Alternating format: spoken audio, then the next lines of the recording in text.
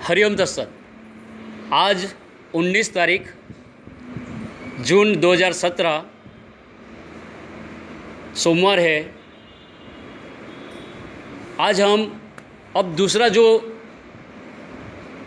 चक्र जिसको हम बोलते हैं स्वाधिष्ठान चक्र, तो स्वाधिष्ठान चक्र के बारे में थोड़ी बात कर लेते, समझ लेते हैं। जैसे मैंने शुरुआत में बताया था ठीक उसी तरह ये दूसरा भी एक चित्र मेरे पास है। मैंने बताया था मूलाधार चक्र जो है बेज है, यानी नीचे कुछ नहीं है, नीचे कुछ नहीं है ज़मीन, क्योंकि यहीं से शुरुआत हुई है। तो उसकी जो ऊर्जा है वो ऊर्जा ऊपर की ओर जाएगी। तो ये जो डंडी जैसे बताया, तो ये ऊर्जा कहाँ जाती है? तो ये ऊर्जा इसमें प्रवेश करती है, बराबर। ये दूसरा चक्र, ये मूलाधार चक्र नीचे का हो गया। तो ये नीचे मूलाधार चक्र था, यहाँ से ये ऊर्जा ऊपर आई और धीरे धीरे ऊपर की ओर जाती है। फिर जो तीसरा चक्र है मणिपुर चक्र, वहीं जाएगी। तो बीच में ये जो पाइपलाइन ऐसा बताया गया है कि ऊर्जा ऊपर फ्लो करती है, इसमें भी सेम ऐसा ही बताया गया। चलो अब थोड़ा समझ लेते हैं। उसमें 6 पंखड़ियाँ बताई गई है। फिर भी मैं कहता हूँ ये रूपक के रूप में है, ऐसा ही कुछ अंदर ढूंढने जाएंगे कुछ नहीं मिलेगा। ये सब रूपक है, दृष्टांत है, इसलिए मैं बार बार कहता हूँ। तो चलिए, इसमें क्या हमारे ऋषि मुनियों ने देखा और समझा, तो उसने चित्र के रूप में वर्णन किया गया। पहले तो डिस्क्राइब ही किया है, श्लोक के रूप में है। फिर कोई पेंटर तैयार हुआ होगा और फिर उसने चित्र बनाने की कोशिश की है। ठीक है, तो चलिए उसके जो बीज मंत्र की बात करें डायरेक्ट, तो है वम, व और उसके बीच अनुस्वार, उसका प्रोनाउंस है वम। अच्छा, जो इसका जो भी देवता है तो है ब्रह्मा है, अधिष्ठाता देवता है वो है विष्णु। तो गड़बड़ मत करना, मूलाधार चक्र के जो देवता है वो गणपति है, अधिष्ठाता देव है ब्रह्मा है, जबकि इसके देवता जो है ब्रह्मा है, अधिष्ठाता देव है वो विष्णु है। आपको पता है विष्णु की जो मूल स्थान कहते कहाँ पर है? क्षीर सागर में। तो ये पानी है। मूलाधार का मैंने समझा दिया, तो यहाँ लेकिन कंपेयर करना है तो वो पृथ्वी तत्व है, जब इसमें जल तत्व है। उसमें जो हाथी था वाहन, इसमें मगर है। Simple, okay. ताकत सबसे ज़्यादा है पानी की, जो ताकत होती है, जो पंच तत्व बोलते हैं, 5 तत्व, पृथ्वी जल अग्नि वायु आकाश, ये पांचों तत्वों में से सबसे ताकतवर जो कुछ है वो है पानी। जो कुछ उत्पत्ति हुई है पानी से ही हुई है। बाद में डिटेल में समझेंगे, यहाँ इतना शॉर्ट में समझ लो, सबसे ताकतवर यही है। अच्छा, तो उसका जो बीज मंत्र है वम है, उसका देवता हो गए ब्रह्मा और अधिष्ठाता देव हो गए विष्णु। उसका आकार देखा जाए तो क्या है? अर्धचंद्र। ये अर्धचंद्र, उसका आकार स्क्वायर था, इसका राउंड करके और अर्धचंद्र बताया गया है। अच्छा, अगर ज्योतिष के साथ थोड़ा मैं जोड़ूं तो ऐसा है, मूलाधार चक्र के जो ग्रह की बात करें तो वो मंगल ग्रह की बात है। तो मंगल कैसा है? रेड है। तो देखो इसमें भी ये रेड कलर बताया गया है, पंखुड़ी के जो है ना रेड कलर है। अच्छा, इसमें जो बताया गया है वो क्या है? चंद्र बेज है। तो चंद्र कैसा होता है? सफ़ेद। तो उसका पर्ल यानी मोती धारण कर सकते हैं, इसमें मूंगा धारण कर सकते हैं। तो वो भी, इससे भी मंगल पावरफुल होता है, मतलब मूलाधार चक्र आपका एक्टिव होता है। अच्छा, स्वाधिष्ठान चक्र जब डैमेज होता है तो क्या तकलीफ होती है? तो स्वाधिष्ठान चक्र जब डैमेज होता है तो गुदामार्ग के ऊपर, यानी जो इंद्रिय के पीछे के भाग में जो कुछ तकलीफ होती है वो सब होती है। यानी यूरिन के रिलेटेड सब प्रॉब्लम होते हैं, संतान के बाबत में जो कुछ प्रॉब्लम होते हैं, किडनी के रिलेटेड जो प्रॉब्लम होते हैं, ये सब इसके साथ जुड़े हुए स्वाधिष्ठान चक्र के साथ। तो इसका मतलब ये भी हो गया, जिसका स्वाधिष्ठान चक्र बराबर काम करता है तो ये सब प्रॉब्लम नहीं होगा।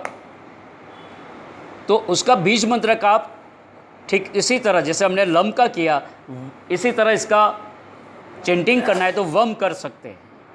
तो आपका स्वाधिष्ठान चक्र अच्छी तरह से कार्यरत रहेगा। अच्छा, वो कहाँ पर है?